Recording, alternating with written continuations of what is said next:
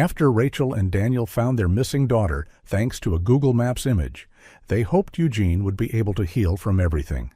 But the parents would soon face the bitter reality that during those 2 years, their daughter had endured things no child her age should ever have to. The fight for justice was far from over, and their family's strength and faith would be tested once more, putting them in danger all over again. 3 weeks had passed since that fateful day in New York when Rachel and Daniel Warren had miraculously found their daughter Eugene after 2 years of desperate searching. Now, back in their modest home in Pine Hollow, Idaho, the three of them sat in their living room alongside Dr. Amelia Harding, the child psychologist assigned to Eugene's case by the state authorities. The soft-spoken woman with silver-streaked hair and kind eyes watched Eugene carefully as the 10-year-old girl fidgeted with the edge of her sleeve. Eugene had changed in the 2 years she'd been gone. Her once long hair was now cut to her shoulders, and there was a wariness in her eyes that broke Rachel's heart. "Eugene, do you feel comfortable sharing anything more about your time with Mr. Lanton today?" Dr. Harding asked gently, using the real name of the man who had posed as Evangelist Matthew. Eugene shook her head slightly, staring down at her hands. "Not today," she whispered. Rachel exchanged a worried glance with Daniel. 3 weeks of therapy sessions, and Eugene still struggled to open up about what had happened during those 2 long years. The psychologist had advised patience, explaining that trauma took time to process, especially for children. But patience was difficult when the legal case against Derek Lanton hung in the balance. "That's perfectly fine, Eugene," Dr. Harding assured her. "Remember what we talked about? You set the pace. There's no rush." Rachel tried to hide her disappointment. Without Eugene's testimony, they couldn't be certain that Derek Lanton would face the full consequences of his actions. The evidence they had proved kidnapping, but Rachel and Daniel suspected much worse had occurred during those 2 years, something that Eugene and the other children were too traumatized to reveal. The ringing of the phone broke the uncomfortable silence. Daniel glanced at the caller ID and stood quickly. "It's Officer Marshall Lawson," he said, excusing himself. "I need to take this. It's about the case." As Daniel stepped into the kitchen to take the call, Rachel tried to refocus on the conversation between Dr. Harding and Eugene. The psychologist was showing Eugene a drawing technique to express feelings without words, and for a brief moment Rachel saw a flicker of interest in her daughter's eyes. But her attention kept drifting to Daniel in the kitchen. His brow was furrowed, his posture tense. Whatever news Officer Lawson was sharing, it wasn't good. Rachel felt her stomach tighten with dread. Dr. Harding seemed to notice Rachel's distraction. "Eugene, why don't you try this exercise while I have a quick word with your mom?" she suggested, handing Eugene a sketch pad and colored pencils. As Eugene began to draw, the psychologist moved closer to Rachel. "Mrs. Warren, I know you're anxious about the legal proceedings, but it's crucial that Eugene doesn't feel pressured to talk before she's ready," she whispered. Pushing too hard could cause her to retreat further. Rachel nodded, watching as Eugene meticulously selected a dark blue pencil. "I understand. It's just, what if they let him go because we don't have enough evidence?" "One step at a time, Doctor," Harding counseled. "Eugene's healing has to come first." Daniel returned to the living room, his face ashen. He hung up the phone and took a deep breath before speaking. "That was Officer Lawson," he said, his voice strained. "Derek Lanton was released from prison yesterday morning." Rachel jumped to her feet, forgetting the psychologist's warning about maintaining calm for Eugene's sake. "What? How is that possible? He kidnapped our daughter." Daniel held up his hands, trying to quiet her. "The judge ruled that he wasn't an immediate threat. The officer said they'll continue building the case, and Lanton will likely face prison time eventually, but—" "But what?" Rachel demanded, her voice rising despite her efforts to control it. "The evidence they have right now isn't strong enough to keep him in prison remand," Daniel explained, his voice low and tight. Apparently, his lawyer threatened lawsuits because of the lack of concrete evidence. "That's ridiculous," Rachel exclaimed. "We found Eugene in his care after she was missing for 2 years. How is that not enough evidence?" Daniel moved closer, placing a hand on her arm. The officer said Lanton isn't just an ordinary evangelist. He has influence, money, resources. His lawyer is arguing that the children were part of a legitimate ministry program and that Eugene was never reported as missing in their records. Rachel couldn't believe what she was hearing. "That's a lie! We filed missing person reports everywhere." Dr. Harding cleared her throat softly, drawing their attention to Eugene, who had stopped drawing and was watching them with wide, frightened eyes. "Is he coming back for me?" Eugene asked, her voice barely audible. Rachel rushed to kneel beside her daughter, taking her small hands in her own. "No, sweetheart, no one is taking you away from us ever again. I promise." Daniel joined them, his arm encircling Eugene's thin shoulders. "Officer Lawson assured me that Lanton is under house arrest with a GPS tracker. He can't come anywhere near us." "They should have kept him locked up," Rachel muttered, anger and fear coursing through her veins. "He's obviously a danger." Daniel nodded, his expression grim. "We just need more evidence. We need to keep working with Dr. Harding, and hopefully, in time." His eyes met Rachel's over Eugene's head, and the unspoken message was clear. They needed their daughter to tell the truth about what had happened during those 2 years. Without her testimony, the case against Derek Lanton might fall apart completely. As Dr. Harding prepared to leave, Rachel tried to compose herself, to project a strength and confidence she didn't feel. The idea that the man who had stolen 2 years of their daughter's life was now free, even under house arrest, filled her with a cold, creeping dread. Whatever Derek Lanton had done, whatever awful secrets Eugene wasn't ready to share, Rachel was convinced of one thing. The man who had posed as Evangelist Matthew was dangerous, and as long as he was free, none of them were truly safe. Rachel accompanied Dr. Harding to the door, thanking her profusely for all her help with Eugene's recovery. They stood on the porch for a moment, the late afternoon sun casting long shadows across the lawn. "I really think we're making progress," the psychologist said, adjusting her glasses. "Eugene's drawings are revealing trauma patterns consistent with emotional manipulation, but there are signs of resilience too." Rachel glanced back at the house where she knew Daniel was sitting with Eugene, probably trying to reassure her after the disturbing news about Lanton's release. "Do you think she'll ever tell us exactly what happened?" Dr. Harding offered a small, encouraging smile. "Children process trauma in their own time, Mrs. Warren. The fact that she's drawing at all is a positive sign. Just continue being patient and supportive." After waving goodbye to the psychologist, Rachel walked to the mailbox at the end of their driveway. She opened it and pulled out the stack inside, mostly bills, a few advertising flyers, and the local newspaper. But as she was about to close the mailbox, she noticed an envelope tucked between the pages of the newspaper. It wasn't a standard business envelope. This one appeared handmade, with thick, creamy paper and handwritten addressing. At the bottom corner of the envelope was what looked like a Bible verse, written in an elegant script. Rachel frowned, turning the envelope over in her hands. Their church often sent handwritten notes to members facing difficult times, but something about this felt different. She walked back to the house, distracted by the mysterious envelope. "Daniel," she called as she entered the living room. "Where's Eugene?" "She went to her room to rest," Daniel replied, looking up from his laptop. "The session with Dr. Harding tired her out."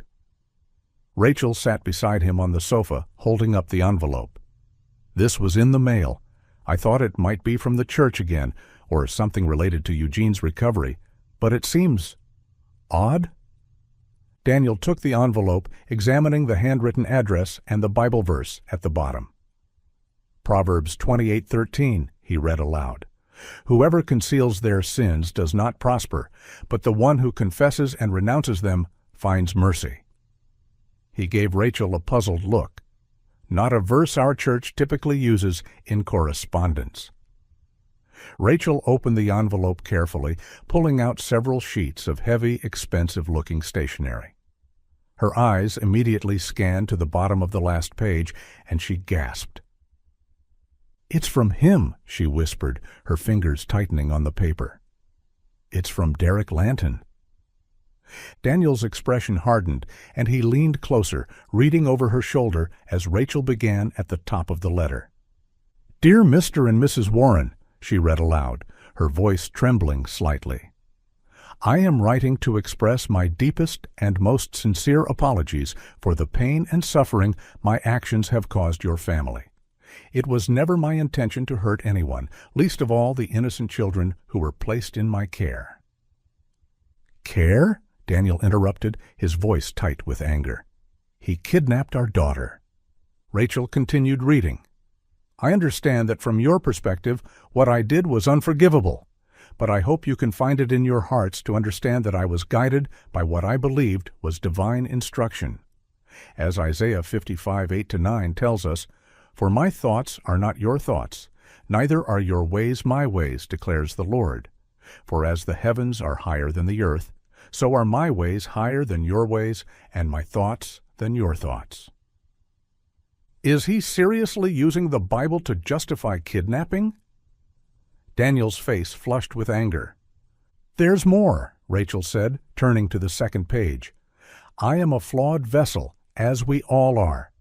Romans 7:19 reminds us, 'For I do not do the good I want to do, but the evil I do not want to do, this I keep on doing.' The darkness that sometimes overtakes us is not who we truly are in Christ." Rachel's hands were shaking so hard she could barely read the words. "I am asking, with humble heart, that you consider withdrawing the charges against me. I have already suffered greatly, losing my ministry and reputation. I am truly repentant and seek only to make amends and continue my work in spreading God's Word, though in a different capacity that won't involve children's ministry." She paused, looking up at Daniel with disbelief in her eyes. "He's using religion to manipulate us into dropping the charges. He actually thinks we'd fall for this." "Keep reading," Daniel said grimly. "Let's hear what else this monster has to say." Rachel turned to the final page. "If you find it in your hearts to forgive me, as Christ teaches us to forgive those who trespass against us, I would be eternally grateful. I also ask that you consider speaking positively on my behalf at the upcoming court hearing. A word from you about my reformed character and genuine remorse could make all the difference in allowing me to continue God's work in the community. Your brother in Christ, Derek Lanton." Rachel couldn't contain her rage any longer. She ripped the letter in half, then into quarters, her hands trembling with fury. How dare he? How dare he use religion like this, after what he did to Eugene, to those other children? Daniel took the torn pieces from her hands before she could destroy them further. "We should keep this. It could be evidence of him trying to manipulate witnesses." "Evidence?" Rachel was nearly shouting now. "We already have all the evidence we need. He kidnapped our daughter. He told her we were dead. He kept her and those other children for years." She paced across the living room, unable to sit still with the anger coursing through her. "And now he has the audacity to ask us to help him? To speak for him in court?" Daniel carefully gathered all the pieces of the letter and placed them in a folder. "This has nothing to do with religion," he said firmly. "Using Bible verses to justify his actions is beyond manipulative. It's evil." "Does he really think we'd fall for this?" Rachel continued, her voice breaking. "That a few Bible verses would make us forget what he did? That we'd actually help him avoid consequences for his actions?" "He's desperate," Daniel reasoned, his own anger evident despite his calmer demeanor. "The legal case may be proceeding slowly, but he knows that eventually Eugene or one of the other children will tell the truth about what happened. He's trying to short-circuit the process." Rachel sank back onto the sofa, suddenly exhausted. I can't believe this is happening. I thought when we found Eugene, this nightmare would be over. But it's just continuing in a different way. Daniel moved to sit beside her, placing an arm around her shoulders. We'll get through this, one day at a time. The important thing is that Eugene is home with us now. Rachel leaned into her husband's embrace, drawing strength from his presence. But despite his reassurances, she couldn't shake the feeling that Derek Lanton's letter was more than just a desperate plea. It was a reminder that the man who had stolen their daughter was still out there, still trying to control the narrative, still wielding religion as a weapon. And as long as he remained free, their nightmare wasn't truly over. Rachel pulled away from Daniel's embrace, her mind racing. The letter from Derek Lanton had shaken her more deeply than she wanted to admit. She needed space, needed to clear her head and find some peace amid the chaos of emotions swirling within her. I need to go to church, she said suddenly, standing up. I need to pray. Daniel looked up at her, concern etched on his face. Are you sure that's a good idea right now? You're upset. That's precisely why I need to go, Rachel insisted. I won't let him take this from me too, Daniel. My faith, my relationship with God. I refuse to let his perversion of religion corrupt what I know to be true and good. Daniel nodded, understanding in his eyes. In the 2 years of Eugene's absence, their responses to grief had diverged significantly. Rachel had clung to her faith, finding solace in prayer and the community of believers. Daniel, on the other hand, had pulled away from organized religion, his faith tested beyond what he could bear. Finding Eugene had begun to bridge that gap, but they still approached spirituality differently. I think I'll ask Eugene if she wants to come with me, Rachel added, moving toward the stairs. She hasn't been to church since we got back. It might be good for her. Don't pressure her, Daniel cautioned. She may not be ready yet. Rachel paused, her hand on the banister. I won't. I promise. She climbed the stairs and stopped outside Eugene's bedroom door, knocking softly before pushing it open. Eugene was lying on her bed, sketching in the pad doctor. Harding had given her. She looked up as her mother entered. Hey, sweetie, Rachel said, keeping her voice light. I'm going to church for a little while. Would you like to come with me? Eugene's pencil stilled. For a moment, Rachel thought she saw a flicker of interest in her daughter's eyes. But then Eugene shook her head. No, thank you. I'm tired after talking with Dr. Harding. I think I want to sleep. Rachel nodded, hiding her disappointment. That's fine, sweetheart. You rest. Dad will be here if you need anything. She returned downstairs to find Daniel organizing some paperwork at the dining table. Eugene's staying home, she informed him. She's tired. I'll keep an eye on her, Daniel promised, and I'll take care of some housework while you're gone. Maybe start dinner. You deserve a break, Rachel. Rachel smiled gratefully. Despite their different approaches to grief and recovery, Daniel had been her rock through all of this. I won't be long, she promised, grabbing her purse and keys. The drive to First Protestant Church of Pine Hollow was short, just a few minutes from their home. As Rachel parked in the familiar lot, memories washed over her, both good and painful. This was the church where she and Daniel had dedicated baby Eugene, where they had celebrated countless Christmases and Easters, where they had built a community of friends and fellow believers. It was also the church where, over 2 years ago, they had first met Evangelist Matthew, the man who would later steal their daughter. Rachel sat in her car for a moment, gathering her courage. She hadn't returned to this particular church since Eugene's disappearance, preferring to worship at a smaller congregation across town. But today she felt drawn back to the place where everything had begun. Perhaps here she could reclaim some of what had been taken from them. She entered the sanctuary, which was mostly empty on a weekday afternoon. A few elderly worshipers sat scattered among the pews, engaged in private prayer. Rachel recognized Carmela Sandoval, who had lived in their neighborhood for decades, and exchanged a brief wave with the older woman. Finding an empty pew near the back, Rachel sat down and closed her eyes, trying to quiet her tumultuous thoughts. But before she could begin to pray, movement at the front of the church caught her attention. Her heart seized in her chest as she recognized the figure standing near the pulpit. Derek Lanton. For a moment, Rachel was sure she was hallucinating. It couldn't be him. Not here, not in this church, not when he was supposed to be under house arrest. But as the man turned, speaking with the church's pastor, there was no mistaking his face. Rachel froze, unable to move or breathe as Derek spotted her across the sanctuary. His eyes widened slightly, and then, incredibly, he smiled and began walking toward her, the pastor at his side.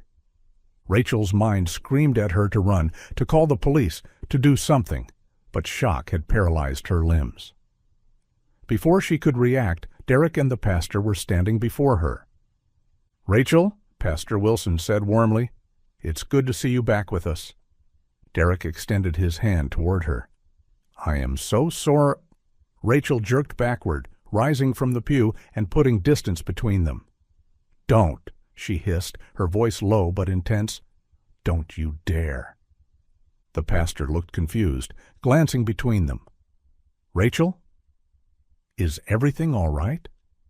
"No, everything is not all right," Rachel said, her voice rising despite her efforts to control it. Several of the elderly worshippers turned to look at the commotion. "What is he doing here? He's supposed to be under house arrest." Derek's expression was a perfect mask of contrition. "I understand your anger, Rachel. I truly do. I just wanted to apologize in person for the pain I've caused your family." "Apologize?" Rachel nearly choked on the word. "You stole our daughter. You told her we were dead." Pastor Wilson looked alarmed, placing a calming hand on Rachel's arm. "Rachel, please, this is a house of worship." Rachel shook off his hand, reaching for her phone. "I'm calling the police. He's violating his release conditions." Derek shook his head, still maintaining his placid expression. "My lawyer and I were able to negotiate an adjustment to my release terms. I'm permitted to attend church services as long as I wear the GPS tracker."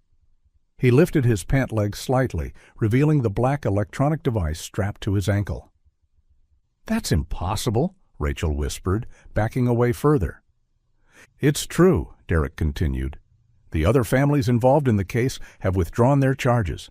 They've recognized that everyone deserves a second chance, that forgiveness is at the heart of our faith." Rachel couldn't believe what she was hearing. "The other families withdrew their charges? After what you did to their children?" Derek nodded, his expression solemn. "They recognized that I've changed, that I'm truly repentant. Yes, I still face charges from the state for technical violations of the law, and I'm prepared to accept those consequences. But I'm hoping that you and Daniel might also find it in your hearts to reconsider your position." Rachel stared at him, speechless with rage and disbelief. This man had orchestrated an elaborate deception, had stolen years of their lives, had traumatized their daughter so severely that she still couldn't speak about what had happened. And here he was, standing in a church, asking for forgiveness as though he'd committed some minor transgression. "Never," she whispered, backing away toward the door. "Never in a million years." Without another word, Rachel turned and fled from the church, her heart hammering in her chest. The beautiful spring day outside seemed mockingly bright compared to the darkness that had just descended on her world. Derek Lanton, the man who had destroyed their lives, was free to walk into their church and ask for forgiveness. And somehow, incredibly, the other families had given it to him. Standing in the parking lot, Rachel pulled out her phone with trembling hands. She had to verify what Derek had told her, had to know if it was true that the other charges had been dropped. She dialed Officer Marshall Lawson's number, praying that Derek had been lying. Marshall Lawson answered on the second ring. Officer Lawson speaking. "It's Rachel Warren," she said, her voice unsteady. "I need to confirm something. I just saw Derek Lanton at our church, and he claims the other families have withdrawn their charges against him. Is that true?" There was a pause on the other end of the line. Mrs. Warren, I apologize that you had to learn about this situation in such a manner. We hadn't received the official updates from the court yet, or I would have informed you immediately." Rachel leaned against her car, feeling as though the ground beneath her feet had disappeared. "So it is true." "I'm afraid so," Lawson confirmed. "Over the past week, the other families involved in the case have, one by one, formally withdrawn their complaints against Mr. Lanton." "But why?" Rachel demanded. "How could they possibly forgive what he did?" "I can't speak to their personal decisions," the officer replied carefully. "But from what I understand, Mr. Lanton's lawyer has been quite persuasive in his outreach to the families. He's framed the situation in religious terms, emphasizing forgiveness and second chances." Rachel closed her eyes, picturing the letter they had received, the Bible verses carefully selected to manipulate, the appeals to Christian charity and forgiveness. And they fell for it. "Mrs. Warren," Officer Lawson said, his voice taking on a more urgent tone, "I want to assure you that the state is still pressing charges against Mr. Lanton. Even without the other family's cooperation, we have enough evidence to proceed with a case for kidnapping and fraud." "But will it be enough?" Rachel asked. "Without their testimony, will he actually face serious consequences?" The officer hesitated. "It complicates things. The sentence he'll receive will likely be much lighter than what we initially anticipated." Rachel felt sick. "So he'll get away with it? After everything he did, he'll serve what? A few months? A year?" "There's still one avenue that could ensure a more substantial sentence," Lawson said carefully. "If Eugene were willing to testify about what occurred during the time she was in Mr. Lanton's custody." "She's traumatized," Rachel said, her voice breaking. "She can barely speak about what happened, let alone testify in court." "I understand," the officer replied sympathetically. "And we would never pressure a child witness. But if, with the help of her therapist, Eugene did reach a point where she felt able to share her experiences, it would make an enormous difference in the case." Rachel thanked the officer and ended the call, feeling hollowed out. The other families had abandoned them, leaving the Warrens to fight this battle alone. And their best hope for justice now rested on the shoulders of their traumatized daughter. She drove home in a daze, barely registering the familiar streets of Pine Hollow. When she arrived, she found Daniel in the kitchen, preparing dinner. The domestic normality of the scene, Daniel in an apron, chopping vegetables, felt surreal after what she had just learned. "Daniel," she said, her voice still shaky. "I saw him at the church." Daniel turned, the knife stilling in his hand. "Saw who?" "Derek Lanton." The name felt bitter on her tongue. "He was there, in our church, talking with Pastor Wilson."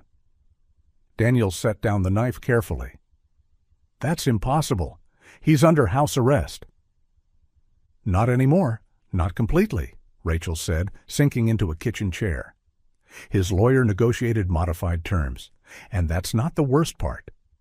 She recounted her conversation with Officer Lawson, watching as Daniel's expression shifted from disbelief to anger to despair.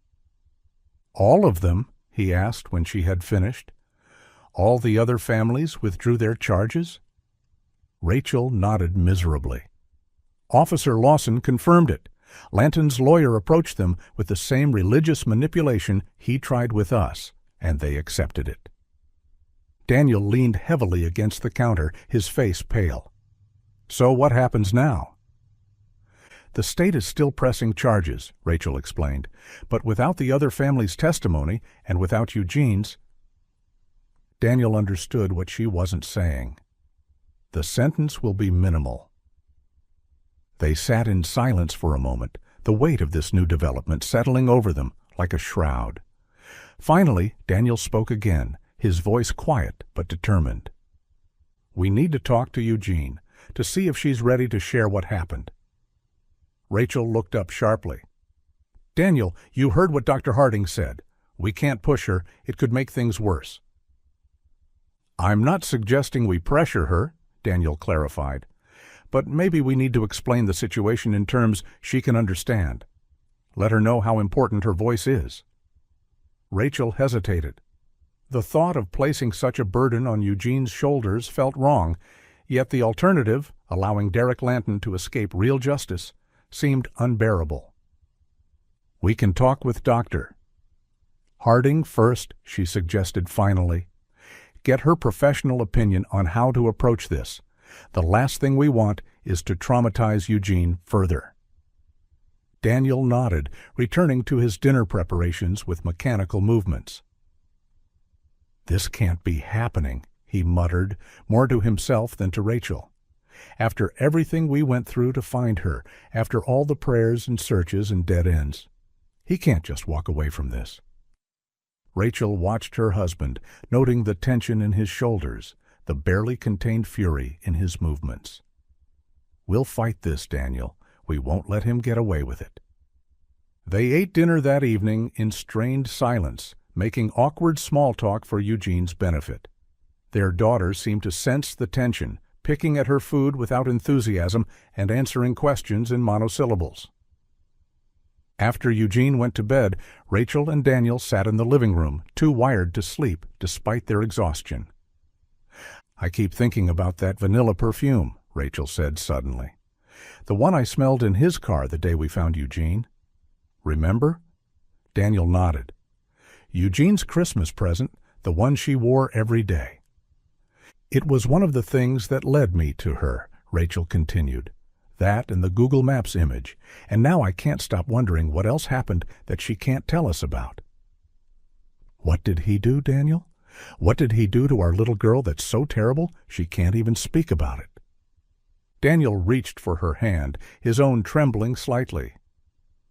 "I don't know, and part of me doesn't want to know, but if it would put him behind bars where he belongs—" Rachel squeezed his hand, drawing comfort from the contact. "We'll talk to Dr. Harding tomorrow, see what she thinks." They eventually went to bed, though sleep eluded them both. Rachel lay awake for hours, staring at the ceiling, her mind replaying the moment she had seen Derek Lanton in the church, his placid smile, his outstretched hand, his audacity in seeking forgiveness when he had shown no real remorse.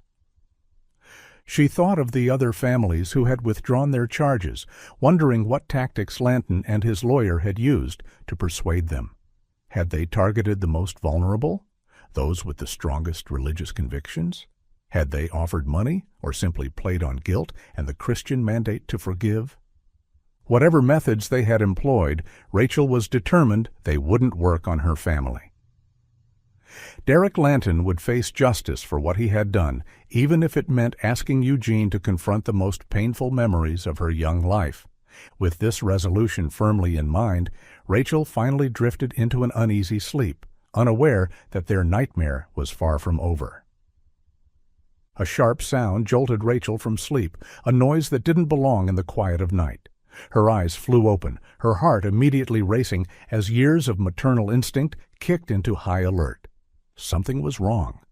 She sat up, scanning the darkened bedroom. "Daniel?" she whispered, reaching for her husband. Before he could respond, another noise, louder this time, a crash followed by the unmistakable sound of breaking glass, echoed through the house. Daniel was instantly awake, throwing off the covers. "What was that?" he whispered urgently. Rachel had no chance to answer. Heavy footsteps thundered through the house below, moving with purpose and making no attempt at stealth.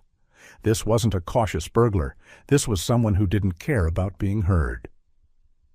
"Eugene!" Rachel gasped, terror seizing her. "Get to Eugene!" Daniel was already moving, reaching for the closet where they kept a small safe containing a handgun, a precaution they had taken after Eugene's disappearance. But before either of them could make it out of bed, their bedroom door burst open. Two men in dark clothing rushed in, their faces obscured by ski masks. They were large, muscular, moving with practiced efficiency. "Daniel!" Rachel screamed as one of the men lunged toward her husband. Daniel attempted to dodge, trying to reach the closet, but the intruder was too fast. In a fluid motion, the masked man swung what looked like a thick wooden bat. The last thing Rachel saw before her own attacker reached her was Daniel crumpling to the floor. She tried to scramble across the bed, desperate to reach her phone on the nightstand, but powerful hands grabbed her. She fought wildly, kicking and clawing, her mind racing with images of Eugene alone in her room. "Please," she begged, "my daughter." A blinding pain exploded in her head as something solid connected with her temple. Light flashed behind her eyes, and then darkness rushed in from all sides, swallowing her consciousness. When Rachel came to, her head throbbed with such intensity that even the smallest movement sent waves of agony through her skull. Nausea rolled in her stomach, and her mouth felt dry and tacky. She tried to lift her hand to her head, only to discover she couldn't move her arms. Slowly, painfully, Rachel forced her eyes open. Darkness surrounded her, but as her vision adjusted, shapes began to emerge from the gloom. She was in what appeared to be a basement. Concrete walls, exposed pipes, a single bare bulb hanging from the ceiling, currently switched off. The dim light came from what looked like a small window high up on one wall, covered with a heavy grate. Rachel was tied to a metal support pole with what felt like duct tape, binding her wrists behind her. Panic surged through her as memory returned. The intruders, Daniel falling, Eugene alone in her room. "Eugene," she croaked, her voice barely audible even to her own ears. "Daniel." Where were they? Were they hurt? Were they even alive? Tears sprang to her eyes as the worst possibilities flooded her mind. Before she could call out again, a door somewhere behind her opened, spilling harsh light into the basement. Footsteps approached, and a shadow fell across her. With immense effort, Rachel lifted her head. Derek Lanton stood before her, looking down with an expression of cold satisfaction. "You should have taken back the charges against me," he said, his voice lacking the pious tone he had affected in the church. "I told you to think about it, but you are one obsessive mother." Rage surged through Rachel, temporarily overriding her fear and pain. "Where is my family?" she demanded, though her voice came out slurred and weak. "What have you done with Eugene and Daniel?" Lanton ignored her question, circling around her like a predator assessing its prey. "You could have forgiven me, given me a second chance like the other parents did. That's what we religious people do." He smiled, but the expression never reached his eyes. "But you just couldn't let it go, could you? You and your husband were the only ones still pressing charges." "Because we're the only ones who can see through your religious facade," Rachel spat, wincing as the movement sent pain lancing through her head. "Facade?" Lanton repeated, stopping in front of her again. "No, Rachel, my faith is very real. The difference is that I understand God's forgiveness extends to all sins, even those you consider unforgivable. Kidnapping children isn't just something I consider unforgivable," Rachel said, struggling against her bonds despite the pain. "It's a crime, and whatever else you did to those children—" "All that to protect your daughter and get justice for her," Lanton interrupted, his voice hardening. "And now she's back with me. I already missed her, and what I used to do to her during those 2 years." Rachel's blood ran cold. "What did you do to her? And where is my husband?" Lanton laughed, the sound echoing off the concrete walls. "Always so concerned about your little family, the perfect Christian mother and wife." His expression darkened suddenly. "But when it came to extending Christian forgiveness to me, you couldn't do it, could you? You had to stand in judgment." He turned and walked toward the door, pausing at the threshold. "I offered you a path to redemption, a chance to demonstrate true Christian charity. You rejected it. Now you'll face the consequences of that choice." With that, he left, closing the door behind him and plunging the basement into near darkness once more. "Derek!" Rachel shouted after him, her voice breaking. "Derek, don't do this! Please!" But only silence answered her. Rachel slumped against the pole, tears streaming down her face. The situation couldn't be clearer. Derek Lanton had orchestrated this kidnapping to silence her and Daniel, the only remaining witnesses against him. And somehow he had Eugene again. The thought of her daughter back in that monster's hands filled Rachel with such horror that she nearly vomited. After everything they had gone through to find Eugene, after the slow progress of healing they had begun to make as a family, it was happening all over again. And this time, Derek had no reason to keep any of them alive. Rachel knew with grim certainty that she had to escape, not just for her own survival, but for Daniel's and Eugene's as well. If she died here in this basement, Derek Lanton would truly get away with everything. She forced herself to take deep, steadying breaths despite the pounding in her head. The injury from the blow she'd received was serious. She could feel dried blood caked on the side of her face, and the room occasionally tilted sickeningly when she moved too quickly. But she couldn't afford to give in to the pain or fear, not when Eugene's life hung in the balance. Rachel carefully assessed her surroundings. The basement was sparsely furnished, just some storage boxes in the corners and what appeared to be a small table against the far wall. Squinting through the dim light, she could make out some objects on the table that might be her personal belongings. Her phone? If she could somehow reach it, she might be able to call for help. But first, she needed to free herself from the duct tape binding her to the pole. Rachel tested the bonds, twisting her wrists experimentally. The tape was wrapped several times around both her wrists and the pole, securing her firmly in place. It wasn't the strongest material, but in her weakened state, she didn't have the strength to break it by force alone. Rachel scanned the area immediately around her, searching for anything that might help, a sharp edge, a nail, anything she could use to tear the tape. But the pole was smooth metal, and the concrete floor around her was empty. Despair threatened to overwhelm her, but Rachel pushed it back forcefully.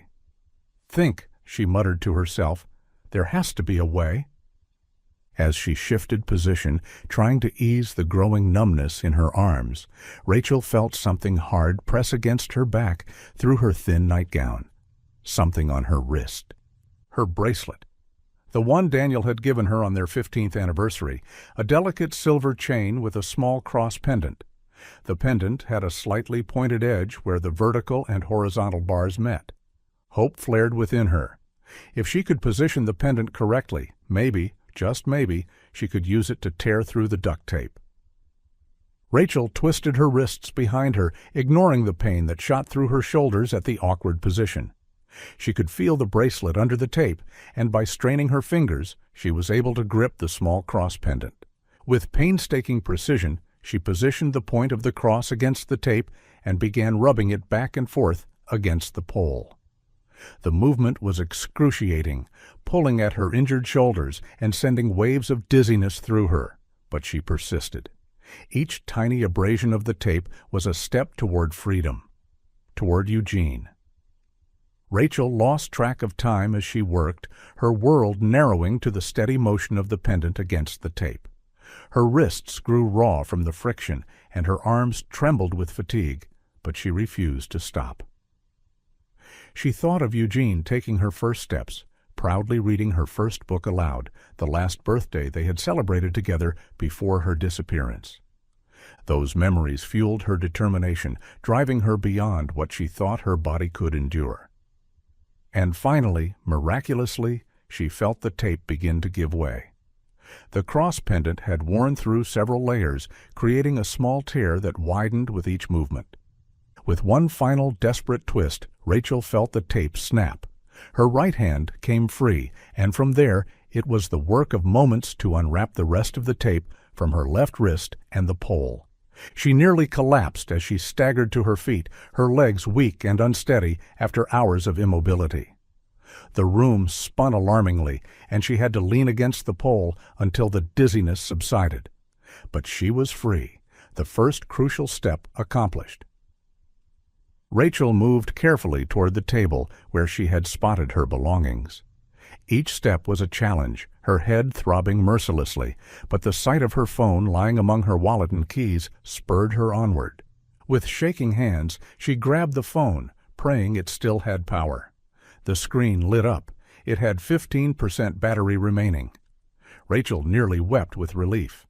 She quickly checked for reception and, to her surprise, found she had 2 bars of service even in the basement. She immediately dialed 911, keeping her voice as low as possible as she crouched in the corner farthest from the door. 911, what's your emergency? The dispatcher's voice was clear and professional. My name is Rachel Warren, she whispered, her words still slightly slurred from her head injury. I've been kidnapped, along with my husband and daughter. I managed to get free, but I don't know where I am or where they're keeping my family. Are you safe at the moment, ma'am? The dispatcher asked calmly. For now, Rachel replied, glancing nervously at the door. I'm in a basement. The man who took us is Derek Lanton. He's supposed to be under house arrest for kidnapping my daughter previously. You should have his address on file. Yes, we have that information, the dispatcher confirmed.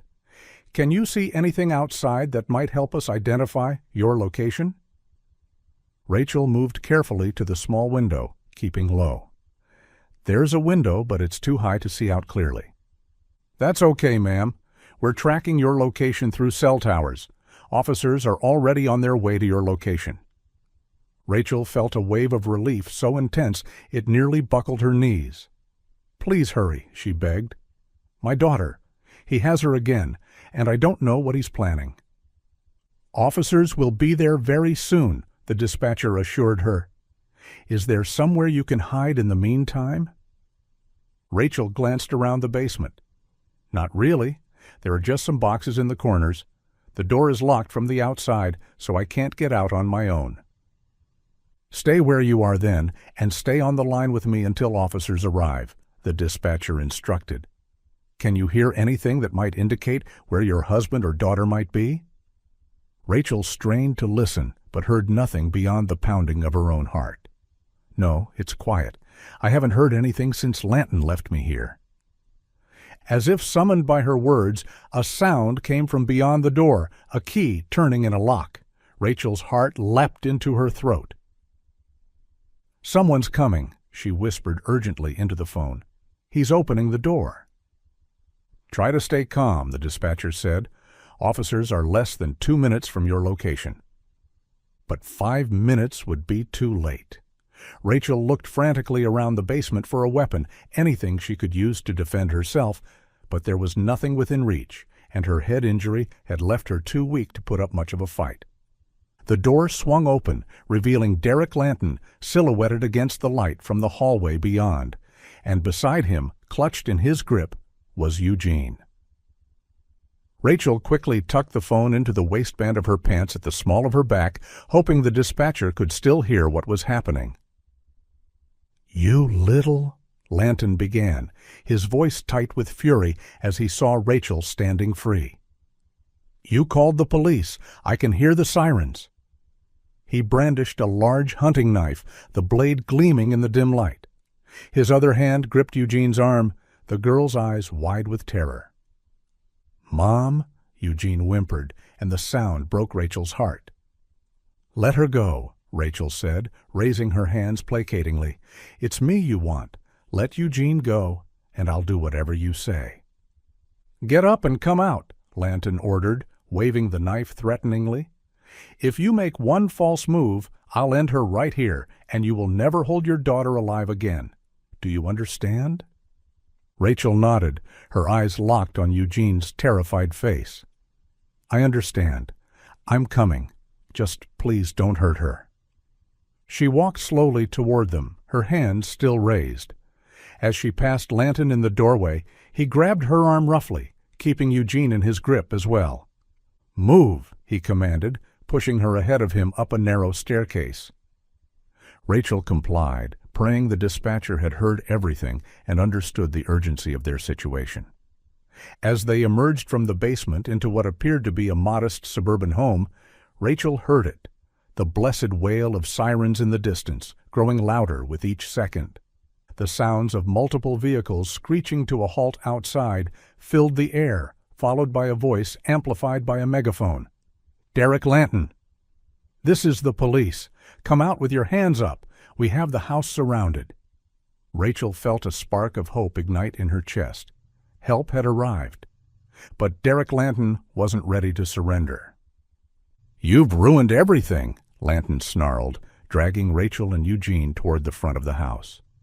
Through the windows, Rachel could see police cars with flashing lights, officers crouched behind them with weapons drawn. "They know you're here," Rachel said, trying to reason with him. "There's nowhere to go. Please just let Eugene go. She's just a child." Lanton ignored her plea, yanking them into the living room that faced the street. "You think I'm going back to prison? I had it all worked out. The other families had forgiven me. My ministry was going to continue under a new name. All I needed was for you and your husband to disappear." "Where is Daniel?" Rachel demanded, still scanning the room for any sign of her husband. "What did you do to him?" "Your precious husband is fine," Lanton sneered. "For now. He is secured elsewhere in the house." Through the window, Rachel could see more police vehicles arriving. An officer with a megaphone repeated the command for Lanton to surrender. "Derek Lanton, release your hostages and come out with your hands up. This is your final warning." Lanton's grip on Eugene tightened, causing the girl to whimper in pain. The knife in his hand glinted as he raised it closer to Eugene's throat. "Back away from the windows!" he shouted toward the police. "I want a car with a full tank of gas brought to the front door. If I see one officer approach this house, I start cutting." Rachel's heart hammered against her ribs. She needed to get Eugene away from him, to create some distance between her daughter and that knife.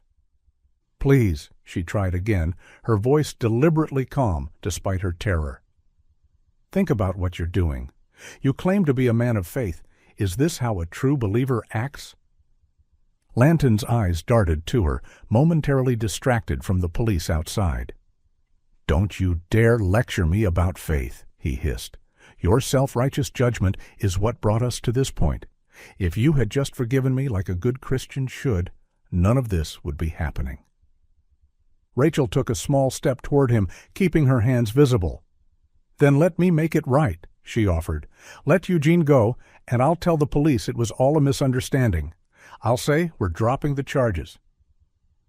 For a moment, indecision flickered across Lanton's face. Rachel held her breath, hoping he might be considering her offer. But then his expression hardened again. "It's too late for that. They won't believe you now." Outside, movement caught Rachel's eye. Police officers were taking positions around the perimeter of the house, some carrying shields. Among them, she spotted a familiar face. Officer Marshall Lawson, the detective assigned to Eugene's original kidnapping case. Lanton, still holding Eugene with the knife at her throat, backed away from the window and toward the front door. "We're leaving," he announced. "You're coming with us as insurance until we're safely away." "They'll never let you leave," Rachel warned him. "The house is surrounded." "Then things are about to get very unpleasant," Lanton threatened, pressing the knife more firmly against Eugene's skin. A voice came through a loudspeaker outside, clear and authoritative. "Mr. Lanton, this is Officer Gary Wellington. We need you to release the hostages and surrender peacefully. There's no way out of this situation that ends well for you if you continue down this path." Lanton hesitated, and Rachel could see the calculation in his eyes. He was cornered, and the rational part of him knew it was over. But there was desperation there, too, the dangerous unpredictability of a man with nothing left to lose. For a moment, it looked like Derek might actually surrender. His grip on Eugene loosened slightly, and his expression shifted from rage to something more contemplative. Rachel held her breath, hoping against hope that he would make the right choice and end this standoff peacefully. But then his expression hardened again. He began shouting more threats, demanding that all police units retreat, that he be allowed to drive away with Eugene. His agitation grew visibly, the knife pressing more firmly against Eugene's throat. Suddenly, a loud pang echoed through the room, unmistakably the sound of a gunshot. Rachel flinched instinctively and then stared in shock as Derek's form went instantly limp. The knife fell from his hand as he crumpled to the floor. lifeless. "Target eliminated," a voice shouted from outside. Police officers rushed into the house, moving quickly to secure Rachel and Eugene. An officer gently pulled Eugene away from Lanton's fallen body and guided her toward Rachel, who immediately wrapped her arms around her daughter, sobbing with relief. "You're safe now," she whispered into Eugene's hair. "You're safe. He can't hurt you anymore." Officer Wellington approached them, holstering his weapon. "Mrs. Warren," he said gently, "are you and your daughter all right? We're here to help you." Rachel nodded, still clutching Eugene tightly. "My husband," she managed to say. "Where's Daniel? Is he okay?" "We're searching the house now," Wellington assured her. "If he's here, we'll find him." Within moments, shouts came from another part of the house. An officer appeared in the doorway, supporting a battered but conscious Daniel. "Rachel! Eugene!" Daniel called out, his voice thick with emotion. Rachel turned, her heart soaring at the sight of her husband alive. Despite his visible injuries, a swollen eye, split lip, and the way he limped toward them, Daniel broke away from the supporting officer and rushed to embrace his family. The three Warrens clung to each other, tears flowing freely, their bodies trembling with relief and lingering fear. They were alive. They were together. The nightmare was finally over. Officer Wellington gave them a moment before gently interrupting. "We need to get you all checked out by medical professionals," he said. "And later, we'll need your statements about what happened here."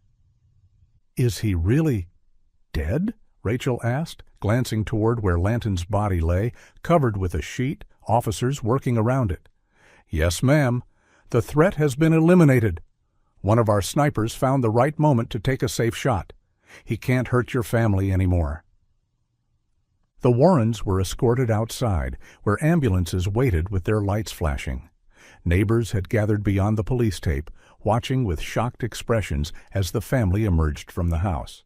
In the back of the ambulance, paramedics began attending to their injuries.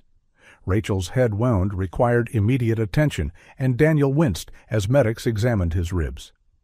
Eugene appeared physically unharmed except for the small nick on her throat, but her eyes were distant, processing the trauma. As the ambulance doors closed and they began the journey to the hospital, Daniel reached for Rachel's hand across the small space. "How did they find us?" he asked, his voice still shaky. "How did the police know where to look?" Rachel held up her wrist, showing him the delicate silver bracelet with the cross pendant. "I managed to get free using this," she explained. "The pendant was sharp enough to cut through the duct tape. Once I was free, I found my phone and called 911. Daniel stared at the small cross pendant in amazement. "That tiny cross saved our lives?" Rachel nodded, tears welling in her eyes again. "We should pray," she said softly. "Thank the Lord for getting us out of this situation. It was truly a miracle that we survived this monster again." Daniel nodded, taking her hand in his. Eugene, who had been lying quietly on the stretcher, reached out and placed her small hand atop theirs, forming a circle of connection in the back of the moving ambulance. "Dear God," Rachel began, her voice trembling with emotion, "thank you for protecting us today. Thank you for helping us survive this horror and for bringing us back together. Please help Eugene heal from everything she's been through." She paused, her voice breaking. "And thank you that the monster who caused all this pain can never hurt us again." "Now we can truly begin to heal," Daniel added softly. As the ambulance sped through the streets toward the hospital, the three Warrens held on to each other, drawing strength from their bond. The journey ahead would not be easy. There would be physical wounds to heal, emotional scars to address, and a long road of recovery for Eugene especially. But they would face it together, as a family. And for the first time in years, Rachel allowed herself to believe that the worst was truly behind them. With Derek Lanton gone forever, they could finally begin to rebuild their lives, one day at a time.